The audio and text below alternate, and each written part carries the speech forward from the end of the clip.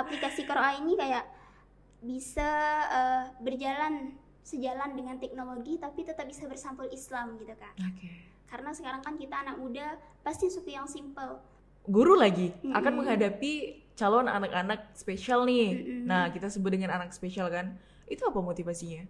Kita tak perlu sampai menyiksa diri kita sendiri gitu, menutup diri gitu. Nggak boleh sampai kita stop melakukan hal-hal yang baik gitu kan. Karena kalau kita stop kan masalah tetap akan datang. Nah, apalagi yang Suci rasakan ketika stop kayak gitu, ketika futur, justru bukannya masalahnya hilang, malah menambah masalah baru.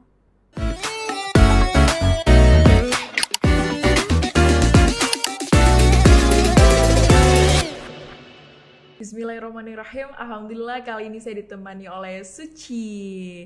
Nah, Suci ini adalah salah satu pemenang maraton kuliah dibayarin Qur'an khusus kampus IAIN Kota Pontianak nih teman-teman. Nah, jadi memang kebetulan Qur'an itu ada mengadakan sebuah program di mana kami mengadakan kuliah dibayarin Qur'an. Nah, kuliah dibayarin Qur'an untuk saat ini programnya salah satunya itu ada di kampus IAIN. Nah, mungkin kita akan ngulik-ngulik gimana mungkin kisah Suci bisa memenangkan mungkin untuk beasiswanya dan lain sebagainya. Kemudian mungkin cerita background dia sehingga dia bisa sampai memenangkan ini. Suci, Assalamualaikum. Ya, waalaikumsalam kakak. Gimana kabarnya hari ini? Alhamdulillah baik, kakak bagaimana kabarnya? Alhamdulillah saya juga baik dan saya juga turut bahagia hari ini karena tentunya saya ditemani sama Suci. Kita bakal podcast dan sharing-sharing di sini untuk mengenai beasiswa kan.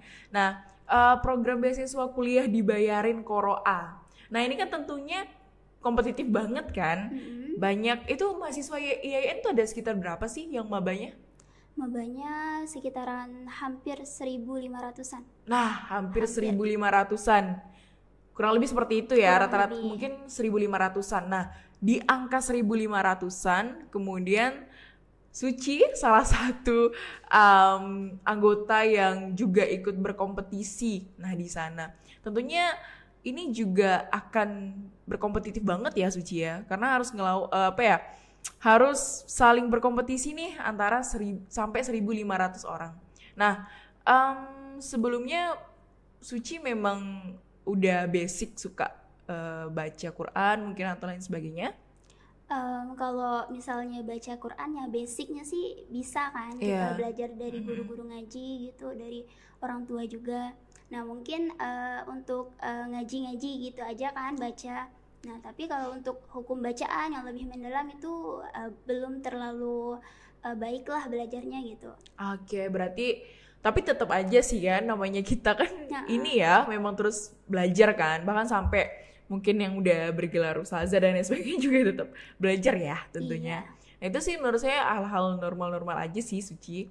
Nah, untuk apa ya, mungkin Suci ini jurusan apa sih kalau boleh tahu? Saya sekarang alhamdulillah lagi menempuh pendidikan di jurusan psikologi Islam kak. Oh, psikologi Islam ya. Oke. Berarti kalau psikologi Islam itu rencananya peminatannya mau kemana? Pertama sih insya Allah saya mau jadi guru di sekolah luar biasa ya kak. Dan iya, Masya Allah. Dan karena kemarin sempat daftar kan kemarin 3 kali tuh daftar nggak keterima di pendidikan luar biasa. Kebetulan kampusnya tuh nggak ada di dalam Pontianak, kampusnya tuh ada di luar. Mungkin karena se-Indonesia kan saingannya jadi nggak keterima. Jadi daftarlah di IAIN. Alhamdulillahnya ada jurusan yang mendekati lah dengan jurusan yang Suci mau tuh, PLB tuh. Jadi itulah, jadi pilih psikologi Islam. Oke. Tapi apa ya yang membuat motivasi bisa mau tertarik ke pendidikan luar biasa tadi sebelumnya kan? Karena kan pendidikan luar biasa tentunya kita akan guru lagi, akan menghadapi calon anak-anak spesial nih. Nah, kita sebut dengan anak spesial kan. Itu apa motivasinya? Iya. Jadi dulu tuh waktu kecil tuh kan memang kalau ditanya pengen cita-citanya jadi apa gitu kan, jadi guru. Nah pas udah SMA gitu belajar kayaknya kalau jadi guru aja udah banyak lah gitu kan, apalagi di tempat di Pontianak nih banyak lah ada guru gitu kan. Tapi setelah pikir-pikir setelah cari-cari gitu, rupanya ada loh guru untuk anak-anak yang spesial gitu kan, manusia-manusia yang Allah ciptakan dengan berbagai macam kespesialan yang dimilikinya. Jadi saya pikir kalau cuma jadi guru biasa itu udah banyak, tapi kalau misalnya untuk jadi guru untuk guru di sekolah luar biasa itu masih minim ya? Masih minim gitu Kak. Nah jadi kebetulan itu juga. Nah kebetulan juga Suci tuh di rumah tuh ada adik bungsu, umurnya sekarang alhamdulillah udah 5 tahun. Nah dulu tuh, enggak dulu sih, dari lahir dulu sampai sekarang. Jadi dokter tuh bilang dia tuh menderita bifid uvula. Apa tuh? Bifid uvula itu anak lidahnya tuh terbelah 2 Kak. Anak lidah? Berarti lidah yang terbelah 2? Anak lidah tuh yang di bagian langit-langit tuh. Iya. Nah terbelah 2. Jadi itu efeknya apa gitu kan? Dia tuh ngomongnya tuh ndak semua huruf jelas gitu. Apalagi di huruf hijaiyah, huruf ain dia udah ndak bisa. Di huruf ain. Yang bagian dekat sama kerongkongan ya. Tenggorokan. Iya. Nah jadi itu juga yang buat Suci kayak Suci harus bisa nih ngajar adik Suci gitu kan. Soalnya kalau misalnya diajarkan, kalau kita antarkan adik nih ke guru biasa aja gitu, ini kan harus ada tekniknya Kak. Nah kalau nggak ada tekniknya kan kasihan ke muridnya nanti. Nah jadi itu yang buat Suci pengen Suci harus punya ilmunya nih gitu kan. Dan Suci lihat-lihat kalau misalnya di Pontianak nih masih, kalau misalnya Suci bilang nih jurusan PLB, pasti yang banyak yang nanya apa PLB tuh gitu kan. Nah jadi berarti PLB masih sedikit yang tahu nih tentang PLB, dan kemungkinan peluang kerjanya masih besar gitu. Karena kan apa ya, mungkin juga masih banyak kan untuk anak-anak yang spesial itu. Karena menurut saya pribadi ya Suci ya, mungkin guru-guru yang ngajar di mungkin di SLB dan lain sebagainya itu adalah guru-guru yang hebat sih. Semua guru hebat ya, siapapun itu. Hanya saja pasti butuh kesabaran kan, kesabaran yang ekstra dan lain sebagainya macam. Nah itu tuh yang bikin kita tuh jadi challenge nggak sih buat diri kita? Ya jadi tadi seperti yang Suci sampaikan bahwa memang termotivasi pertama itu karena juga adik sendiri, karena adik. Yang juga mengalami mungkin sebuah alhamdulillah ya, sebuah kelebihan. Kemudian juga tentunya memandang peluang kerjanya. Itu menarik banget sih. Tapi tetap aja challenge-nya juga melatih kesabaran dan mental kita kan tentunya. Wow, itu menarik banget sih kalau bagi aku. Terus untuk keseharian Suci itu gimana? Keseharian? Kalau misalnya tuh, kalau ini kan baru-baru kuliah ya Kak ya. Baru-baru kuliah masih di pergi pagi, pulangnya pasti sore kan gitu. Soalnya jauh juga kan dari kampus ke rumah. Kalau misalnya ada jam kosong nih antara kuliah pertama dengan kuliah yang kedua, misalnya waktunya 1,5 jam. Nah kalau balik ke rumah kan waktunya 1 jam. Jadi misalnya balik ke rumah dari kampus, balik ke rumah 1 jam, balik lagi dari rumah ke kampus 1 jam, jadi 2 jam. Jadi nggak cukup. Nah paling itu kalau di kampus, kalau nggak ke perpus ya ke bagian masjidnya. Lumayan juga ya. Ada sekitar 1 jaman gitu ya dari untuk pergi doang nih, untuk pergi dari rumah ke kampus. Berarti total mungkin seharian cuma untuk di perjalanan doang sekitar 2 jaman ya? Iya, kurang lebih.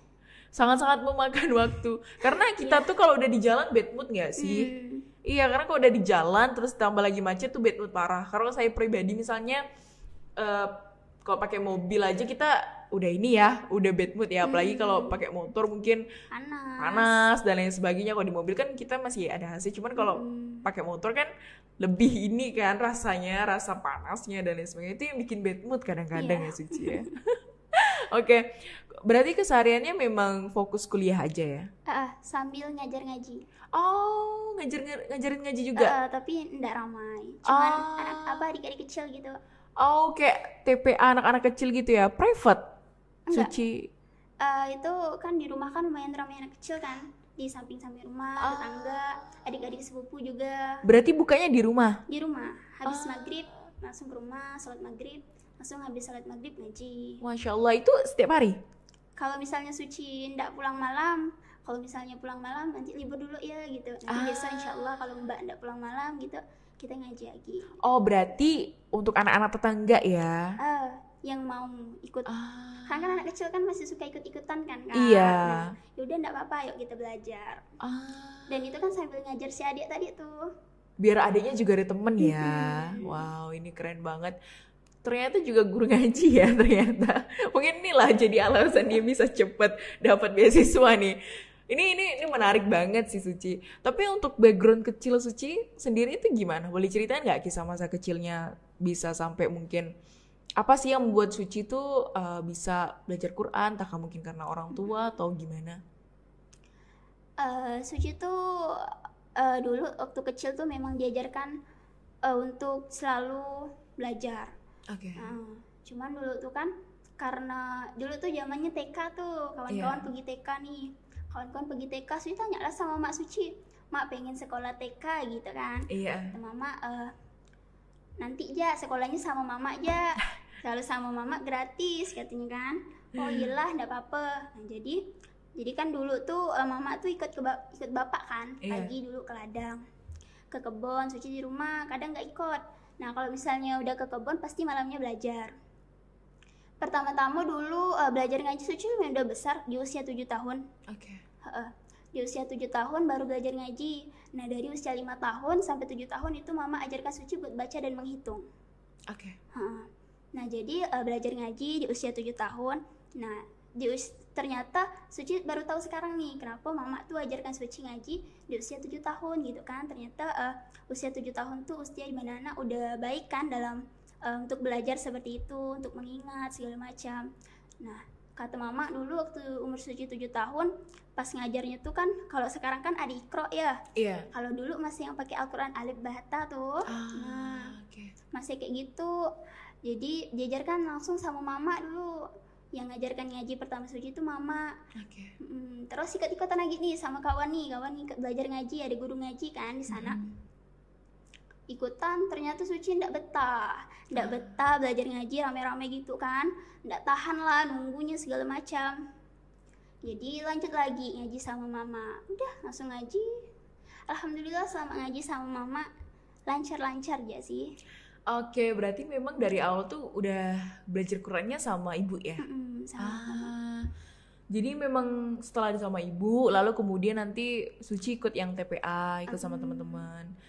Oke, mungkin saya kira mungkin tadi ada memang, tapi memang untuk background orang tua apakah ustazah atau mungkin? Enggak, biasa. Wow, ini menarik banget sih. Sehingga kedepannya Suci malah jadi guru ngaji kan? Masya Allah, alhamdulillah. Cuman itu Kak, kemarin tuh pas Suci SMA kan, nah ada salah satu tetangga Suci tuh pulang dari pesantren gitu, pesantren yang ada di Yaman. Suci kurang tahu di mana. Pulang ke kampung kami kan.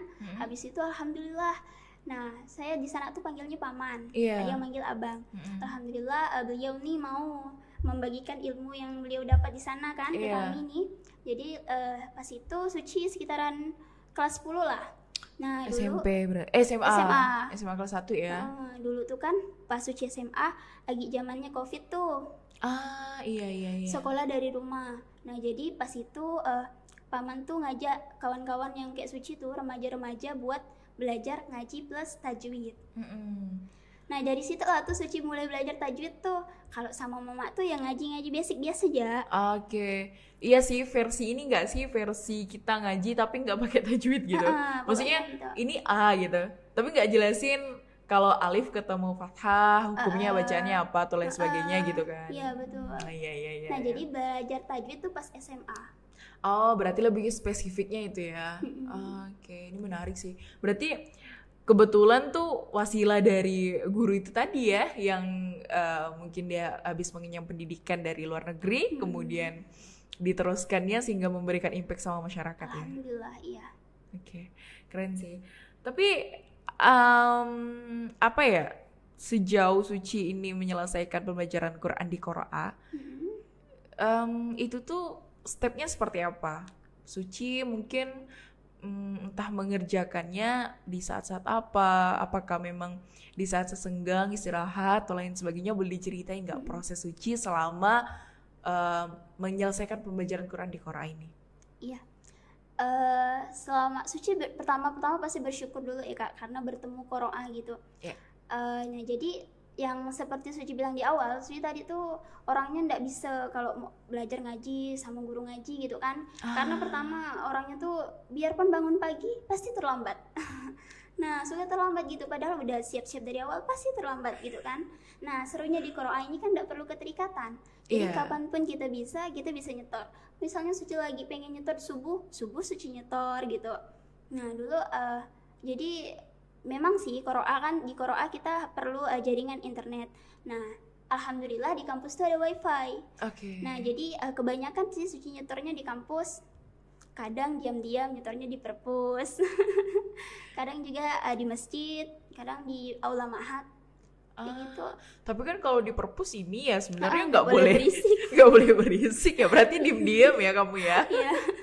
Kayak kecil-kecil suaranya gitu. Kecil-kecil suaranya ya. Oh gitu. Tapi di rumah biasanya kalau weekend juga setoran?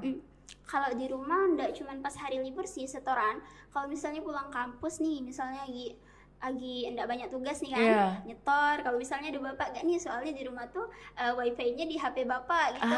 Hotspot ya. Iya. Iya. Nah jadi alhamdulillahnya nih kalau ada Qur'an nih, nanti itu misalnya hidupkan HP bapak nih, Pak izin hotspot. Nah bapak tuh udah pasti tahu tuh, pasti lagi nyetor ngaji gitu kan. Iya. Jadi kayak gitulah. Tapi menurut apa ya? Menurut Suci, Qoro'a itu seperti apa? Qoro'a itu gimana ya?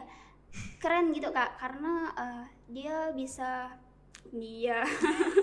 nah aplikasi Qoro'a ini kayak bisa sejalan dengan teknologi tapi tetap bisa bersampul Islam gitu Kak.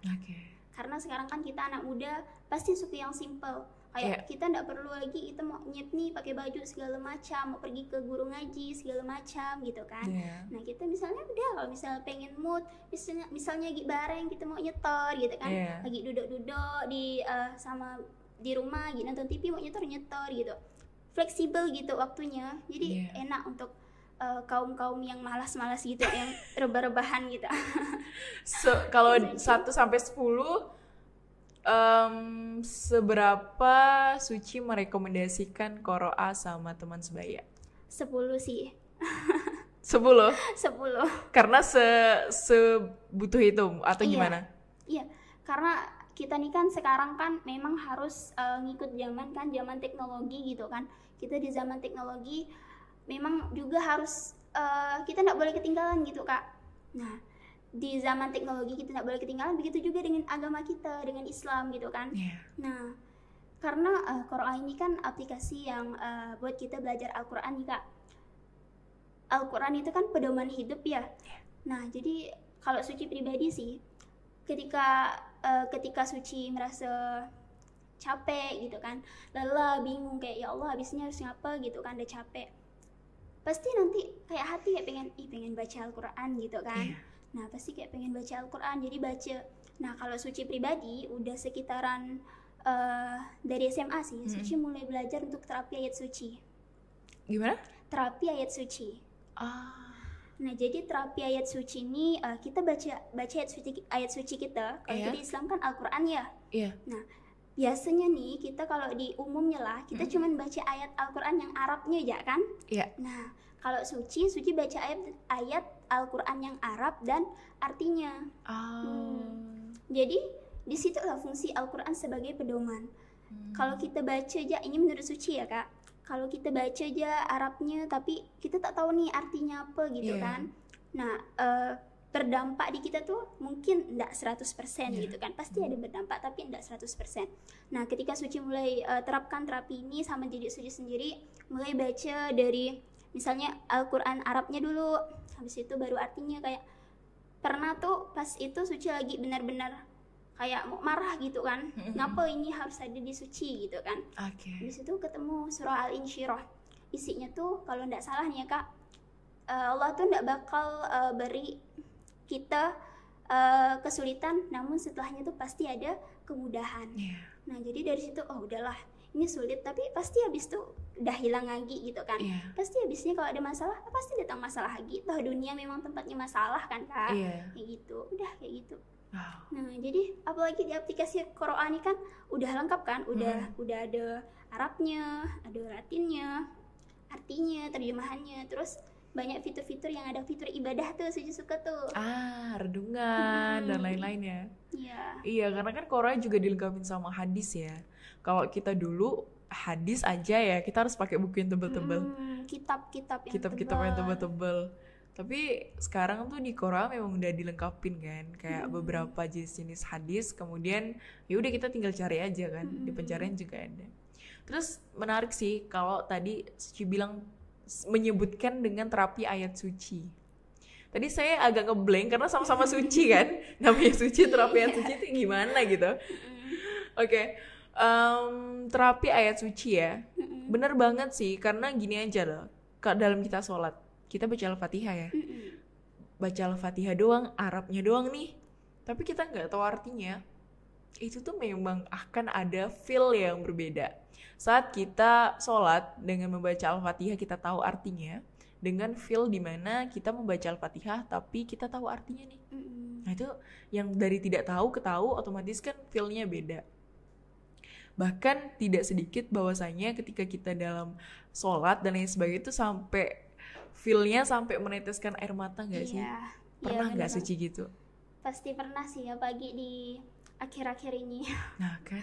Pasti pernah. Apalagi kalau kita sampai tahu, karena kalau di sholat itu kan kita kebiasaan kita juga bacanya ayat-ayat pendek kan. 3 kul. Iya, 3 kul itu udah pasti gitu kan. Nah itu kan udah pasti kita tahu tuh artinya. Dan bener-bener ketika kita tahu, paham dan artinya, tapi ini baru artinya aja ya.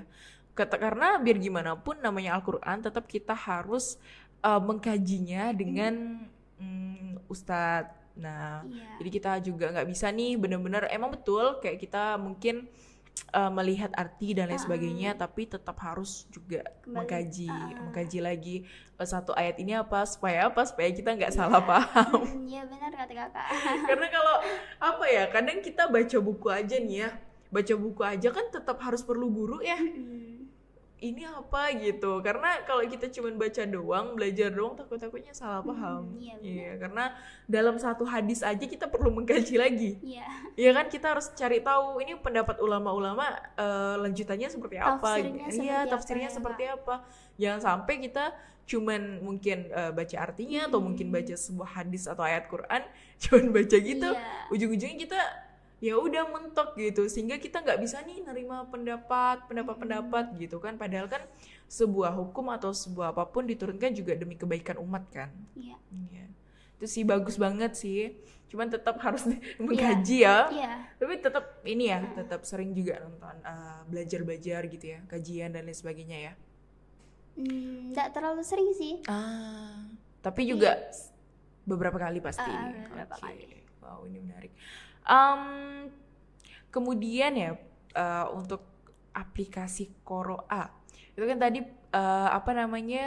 Suci sudah merekomendasikan 10 kayak dari 1 sampai 10. Terus kalau Suci memandang fenomena anak muda masa kini. Nah, anak muda masa kini itu kan banyak banget tuh tantangannya. Ya kan? Apalagi jiwa muda. Ya kan? Dari mungkin mungkin entah dia tertarik untuk pacaran, dia tertarik untuk berteman dan lain sebagainya yang mungkin tidak membuat dia untuk memilah-milih. Sedangkan kita menurut saya pribadi ya Suci ya, bahwa kita itu teman harus milih sih. Tuh kalau menurut Suci sendiri, apakah teman milih atau gimana? Harus milih. Mungkin lebih ke teman yang benar-benar teman dekat sama teman ya udah teman biasa aja gitu. Kan harus pilih-pilih juga kan, karena circle itu kan mempengaruhi kita ya. Nah, kemudian untuk fenomena anak zaman sekarang yang mungkin jauh dari Quran, jauh dari agama, bahkan banyak anak-anak yang mungkin belum bisa baca Quran, itu kan sangat disayangkan banget. Saya nggak tahu mungkin di kampus IAIN apakah semuanya bisa atau enggak gitu kan. Cuman balik-balik lagi ketika kita sudah punya wadah atau lain sebagainya yang bisa kita manfaatkan untuk bisa baca Quran, tapi itu gak dimanfaatin gitu loh Suci. Yang kayak apa ya, mungkin ada beberapa yang sudah mencoba untuk kayak Quran aja deh, itu kan sebenarnya tujuannya adalah untuk merantas atau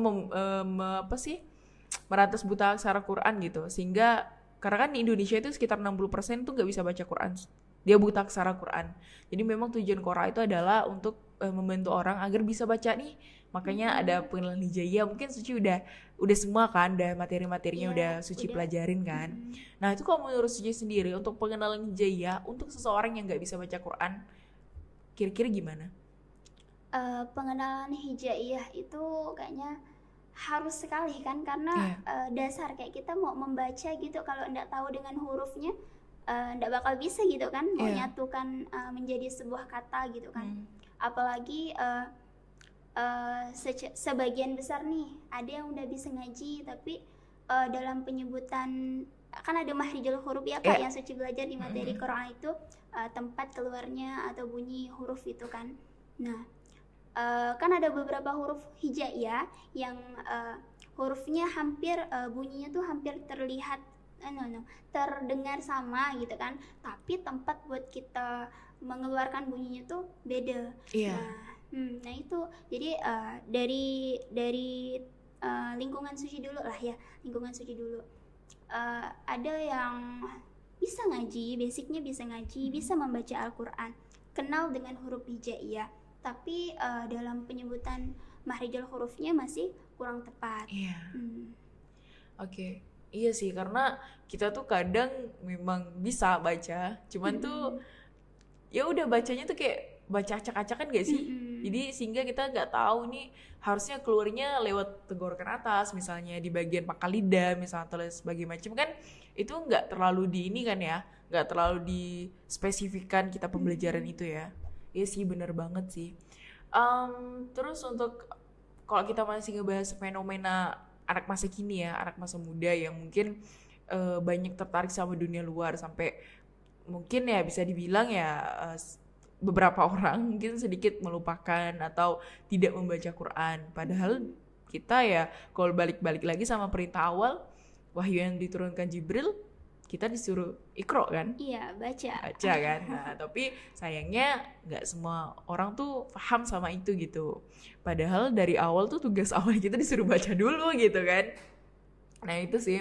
Nah kalau untuk apa ya, kalau kita balik-balik lagi nih sama anak muda gitu kan, kalau menurut apa ya, menurut Suci untuk mungkin anak muda yang apa ya, yang pengenalan huruf hijaiyah di Qur'an dan lain sebagainya itu, kira-kira kalau misalnya digunakan sama orang awam untuk pengenalan hijaiyah nih, orang awam yang nggak bisa baca Quran sama sekali, ya kan, nggak bisa baca Quran sama sekali, terus kenalin aplikasi Qur'an, terus apa nih, coba pengenalan hijaiyah. Menurut Suci kira-kira bisa nggak dia belajar otodidak lewat aplikasi Qur'an di pengenalan hijaiyah? Menurut Suci? Belajar di materi di aplikasi Qur'an dengan dia yang awam, karena Suci kan juga backgroundnya guru ngaji kan, yang ngajarin anak-anak dari nol nih. Nah otomatis kan Suci udah bisa menilai nih kira-kira apakah aplikasi Qur'an itu untuk pengenalan hijaiyahnya sudah bisa digunakan untuk orang yang benar-benar nggak bisa baca Qur'an.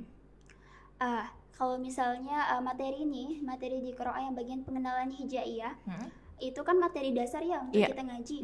Nah, apakah ini udah bisa untuk yang masih awal belajar yang masih awal untuk belajar Al-Qur'an gitu kan? Bisa enggak di aplikasi Qur'an bagian pengenalan hijaiyah? Tentu saja bisa, karena di bagian pengenalan hijaiyah inilah di penjelasannya yang benar-benar di apa ya, ibarat katanya tuh yang bagian yang benar-benar ustadz atau ustazahnya tuh kuatkan di bagian pengenalan hijaiyahnya, karena huruf hijaiyah ini kan dasar kan untuk kita baca Al-Quran.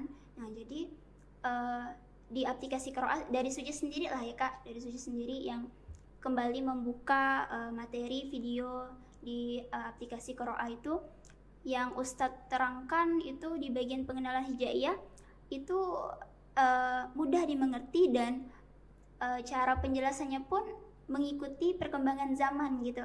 Nah jadi kita insya Allah nggak bakal bingung, dan jika kita bingung nih kita bisa ulang lagi videonya. Nah jadi kayak gitu Kak, bisa, pasti bisa.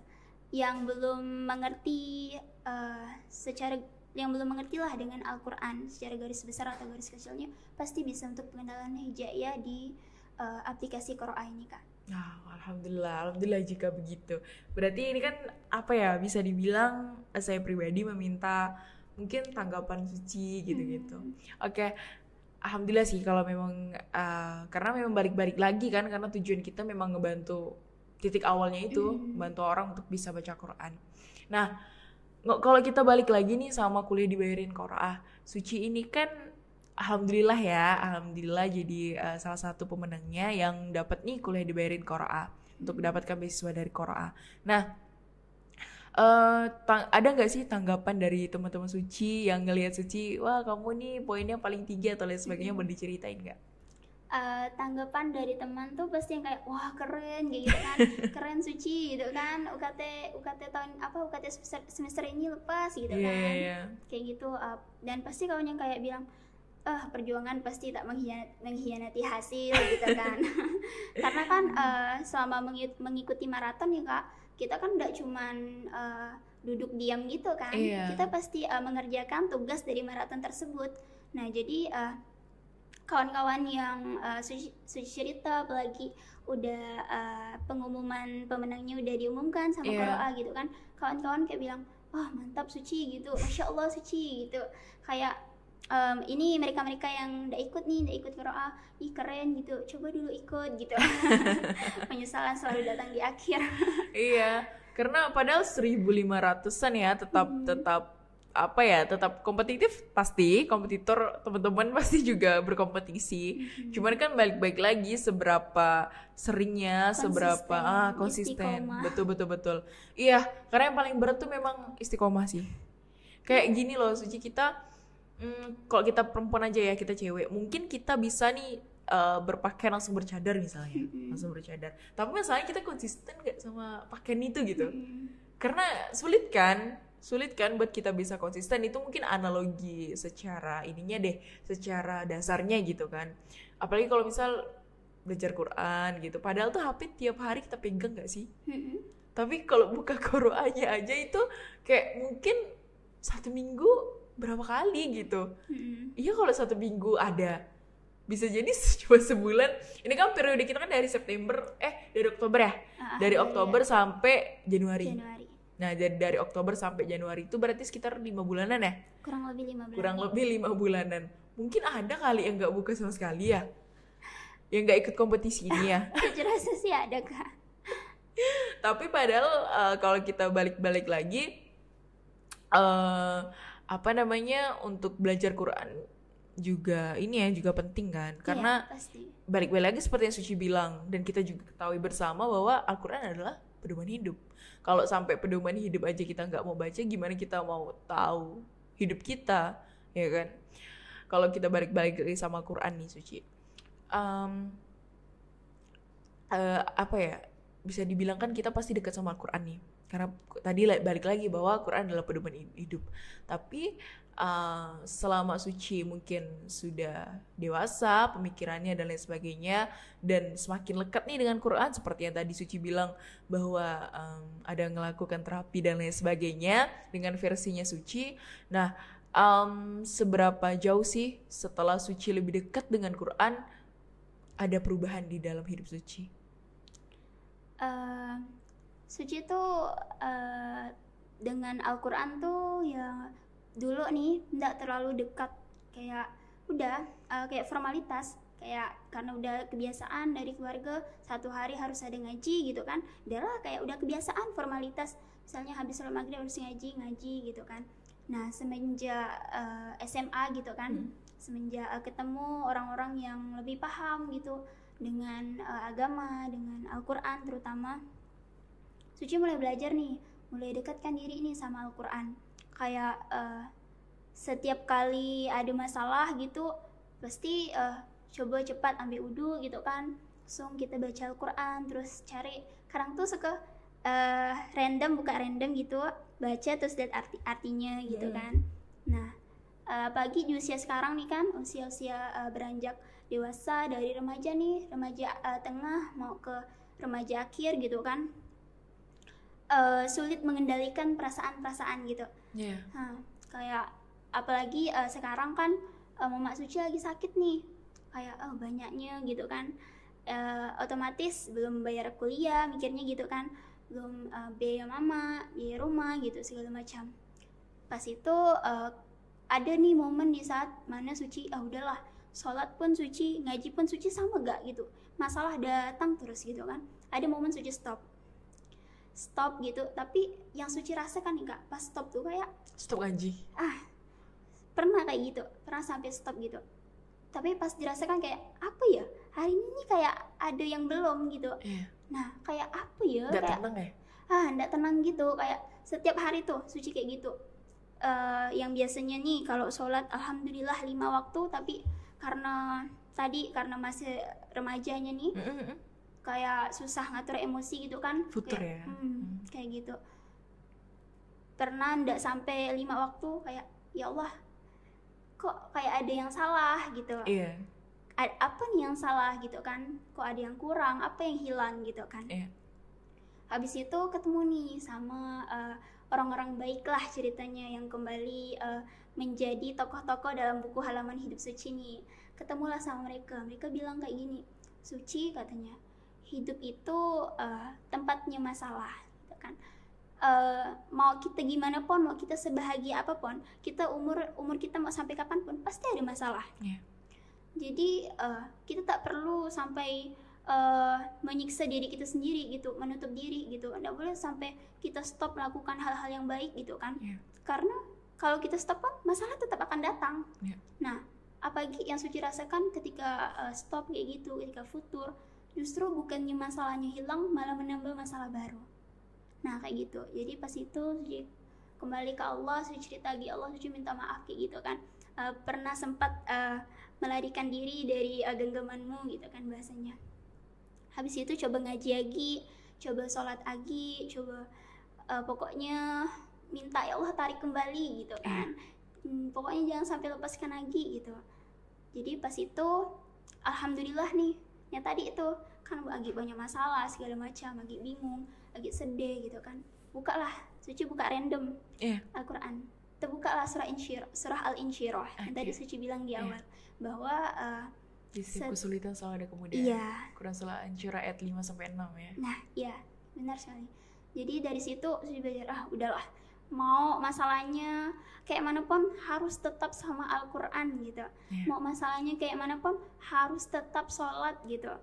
Udah dari situ udahlah, nggak boleh lagi goyah nih gitu kan. Masalah pasti datang terus. Jadi mulai sekarang ini Suci selalu nanamkan, oke, masalah bakal datang, kita harus bawa perlengkapan yang banyak-banyak nih gitu kan. Nah udah kayak gitu aja. Segitunya ya. Memang kita juga mungkin setiap manusia juga pernah futur kan, pasti, karena itu udah ujiannya, udah cobaan, tinggal gimana kita bisa tetap terus istiqomah sama segala ibadah-ibadah kita, terutama dari sholat kan wajib ya, berbakti kepada orang tua, ibadah-ibadah lainnya tentunya. Ya sih, itu keren banget sih, karena berarti se powerful itu Quran dalam mengubah hidup kamu ya.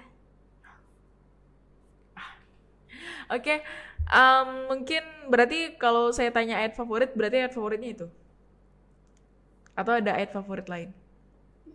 Ada, tapi rahasia. Rahasia, oke. Berarti ini ayatnya mungkin lebih ke apa ya? Sesosok suci mungkin ada di ayat itu gitu. Itu nggak sih? Jadi kayak memperlihatkan, wah hidup aku seperti ini banget nih gitu. Ini kayak bener-bener bener-bener memperlihatkan mungkin entah sebuah solusi hidup atau mungkin reminder buat kita, kurang lebih kayak gitu ya. Oke, baik. Kalau dari Suci ini mungkin last question ya, pertanyaan terakhir dari saya, ada nggak sih pesan atau kesan dari Suci mungkin selama ngikutin kuliah dibayarin Qur'an selama 5 bulan ini. Kemudian mungkin pesan, itu tadi kesannya ya, mungkin untuk pesan kepada teman-teman yang mungkin kedepannya ingin lebih memperdalam ilmu baca Qur'annya, dan khususnya pesan ini mungkin lebih ke untuk anak muda sih. Pertama kesan dulu ya Kak. Yeah. Kesan Suci ikut Qur'an ini, apalagi alhamdulillah bisa menang di maraton kuliah dibayarin Qur'annya, tentu saja Suci senang, bahagia gitu kan, bersyukur Qur'an bisa mengisi halaman lembaran buku kehidupan Suci gitu kan. Yeah. Alhamdulillah di tengah bingung gimana nih nanti nih mau lanjutkan kuliahnya nih, Allah berikan jalan berupa dipertemukan dengan tim-tim Qur'an gitu kan, terus ikut maratonnya. Untuk pesan, apalagi untuk teman-teman seperjuangan seusia Suci gitu kan, teman-teman remaja, memang kita sekarang lagi ada di masa dimana kita harus musuh terbesar kita tuh diri kita sendiri, dimana kita harus ngelawan rasa mager, rasa malas gitu kan, rasa bosan, rasa mut-mutan tuh. Nah itu tuh yang bahaya tuh.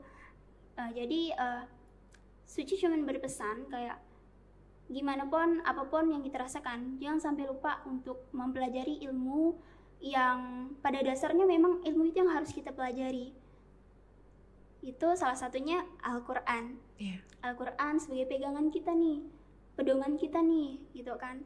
Kita yang masih di usia remaja justru belum terlambat, justru usia remaja masih usia-usia yang bagus untuk kita belajar Al-Quran.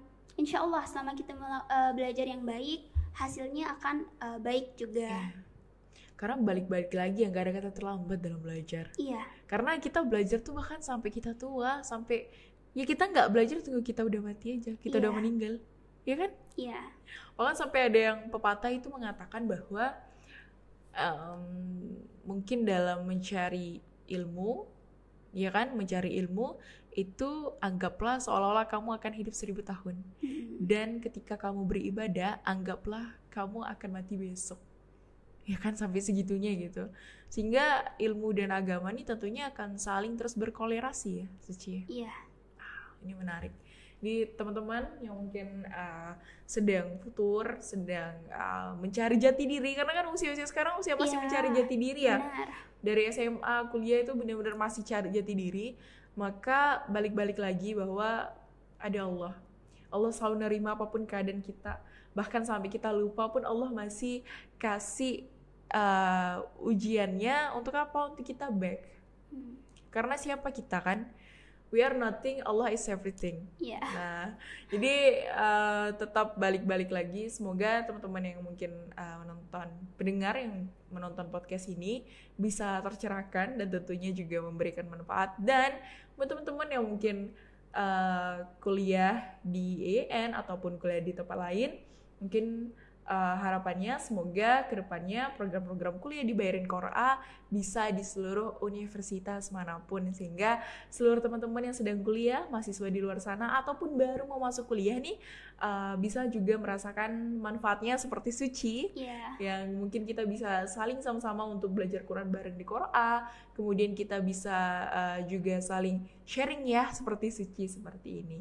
Mungkin kalau misalnya ada salah kata, salah ucap dari kami, mohon maaf. Dan terima kasih telah menonton. Jazakumullah khairan semuanya. Assalamualaikum.